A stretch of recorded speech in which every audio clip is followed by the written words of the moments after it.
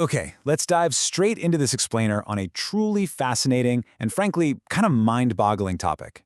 Today we are doing a deep dive into a 234-year-old institution that literally forms the absolute bedrock of the global economy. I mean, if you have a 401k or a pension right now, there's a really massive chance this very institution is actually holding your personal retirement savings. It's basically the most powerful company that nobody ever talks about. We're going to examine State Street Corporation, looking at its incredibly long history as a strategic case study in survival, radical corporate reinvention, leadership under pressure, and ultimately the rather terrifying risks of consolidated financial power. $49 trillion. That is the amount of money State Street currently holds in global custody and administration. It's a number so astronomically large that our human brains genuinely struggle to comprehend it.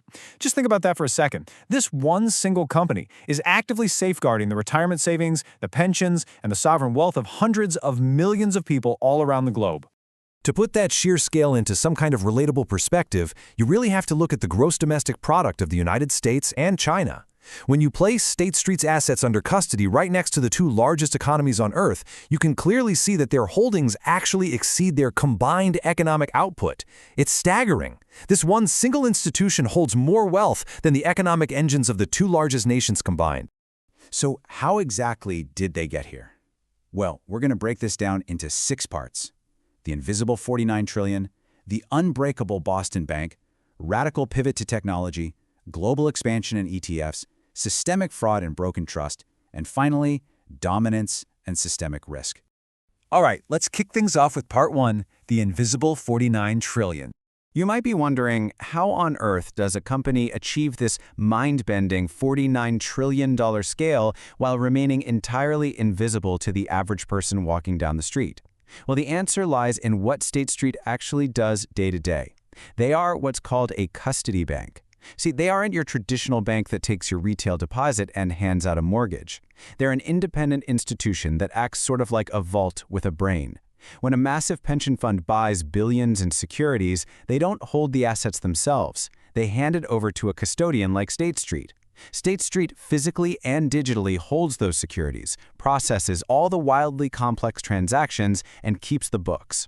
They are literally the essential invisible plumbing of the global financial system.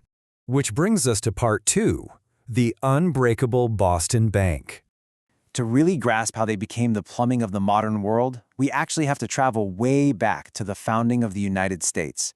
In 1792, an ailing John Hancock signs the charter for Union Bank in Boston. Fast forward a bit to 1865, the bank survives the Civil War by accepting a federal charter to help fund the Union War effort. By 1925, after a whole series of mergers, it officially takes the State Street name. And then, just 4 years later, the Great Depression hits. Yet through wars, credit freezes, and the absolute worst market crash in history, State Street survived without missing a single semi-annual dividend. And they survived largely thanks to our first leadership archetype, a great strategic case study for modern executives, Alan Forbes, the conservator. During the 1920s and 30s, while speculative banks were out there gambling on risky investments and failing by the thousands in massive bank runs, Forbes kept State Street totally risk-averse. He focused entirely on steady trust management and really careful lending. His strategy was conservative and, frankly, it was boring. But you know what? During the Great Depression, boring was the absolute ultimate survival mechanism. Moving right along to part 3, radical pivots to technology. So, the post-war boom of the 1950s and 60s arrives, and suddenly, being a boring regional Boston bank just wasn't enough anymore. By the late 1960s, Wall Street was quite literally drowning in paperwork. Every single stock trade required clerks to locate a physical paper certificate, verify it, sign it, transfer it, and physically hand-deliver it. As trading volumes exploded, this manual system completely broke down. Wall Street literally had to close on Wednesdays just to let the back offices catch up. Hundreds of firms collapsed simply because they couldn't even process their own transactions. To solve this massive crisis, State Street brought in William Edgerly in 1975. And in a brilliant stroke of irony, they handed the reins of a nearly 2-century-old bank to an MIT engineering graduate who had absolutely zero banking experience. Edgerly didn't look at State Street as a traditional lender at all. He looked at it as a factory. He went out and recruited over 100 executives straight from IBM, built a massive proprietary computer system called Horizon, and then did the truly unthinkable. He shut down State Street's retail banking branches. He completely reinvented the old bank into an information processing machine, correctly predicting that custody and securities processing was the real future of finance. Next up, Part 4, Global Expansion and ETFs. By the time the 1990s rolled around, Edgerly's technology engine was just humming perfectly. But to take over the globe, they needed a completely different kind of leader. So Edgerly, the engineer, handed the reins over to Marshall Carter, the general. Carter was a decorated Marine Corps officer and a Vietnam veteran.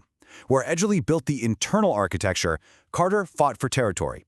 He applied this intense military-style aggression to corporate growth, aggressively pushing State Street from 32 countries to 90, crushing competitors and massively expanding their footprint globally.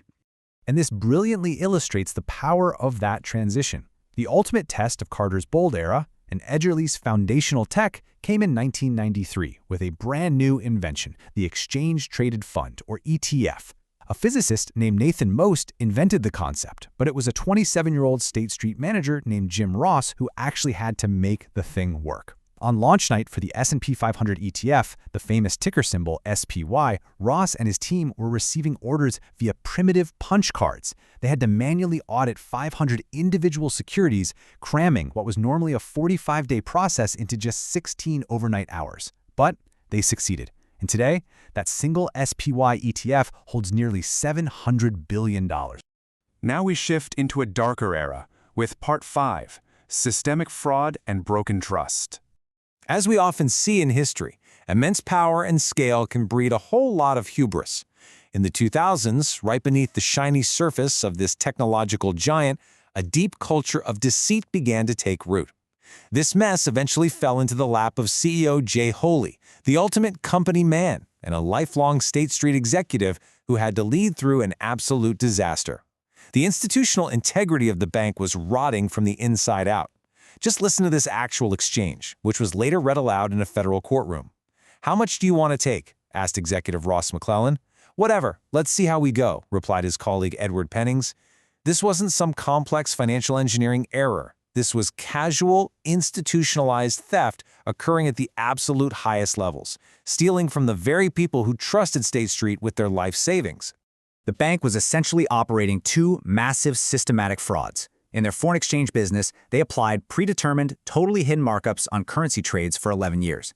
And in their transition management division, executives actually instructed traders to add hidden 1 basis point commissions to massive portfolio transitions, and then deliberately deleted those charges from the official records.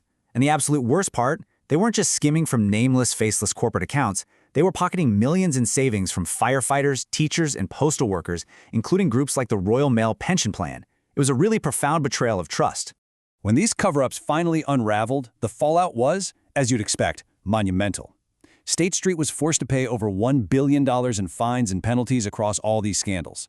Yet, despite the systematic skimming of institutional wealth over more than a decade, only one single executive, Ross McClellan, actually went to prison. The sheer disparity between a massive billion-dollar institutional penalty and the utter lack of individual criminal accountability for the rest of the leadership, it carries a pretty chilling weight. Which leads us to our final section, Part 6, Dominance and Systemic Risk.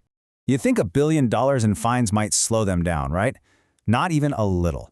Despite the broken trust, the sheer unstoppable momentum of the ETF revolution made State Street more powerful today than ever before. The absolute explosion of index funds concentrated wealth right at the top, and the reality of modern corporate ownership is wild. State Street, along with BlackRock and Vanguard, make up what's known as the Big Three. Together, they are collectively the largest shareholders in 88% of S&P 500 companies. That is an unprecedented consolidation of corporate power in human history. But of course, that immense power brings immense legal vulnerability. In December 2024, the state of Texas launched a massive antitrust lawsuit, basically accusing the Big Three of acting as a cartel. Texas alleges these firms weaponized their massive stock holdings to artificially pressure U.S. coal producers toward green energy goals. Interestingly enough, Vanguard actually broke ranks and settled, withdrawing from climate groups entirely. But State Street, they refused to settle. They are fighting the lawsuit in federal court right now. Now, keeping things strictly neutral here, it represents an incredibly complex tension. Is this coordinated environmental responsibility? Or is it illegal cartel behavior manipulating global energy markets? It is going to be genuinely fascinating to see how the courts decide this. So let's zoom out. State Street has survived for 234 years. It morphed from a local merchant bank into a global technology factory, weathering the Civil War, the Great Depression, the 2008 financial crisis, and its own billion-dollar fraud scandals. Today, sitting there holding $49 trillion in assets, it is the invisible plumbing of the modern world. But honestly, it begs a pretty terrifying final question. What actually happens to the entire global financial system if a $49 trillion linchpin suddenly fails? Something to think about. Thanks so much for joining us on this explainer, and keep learning.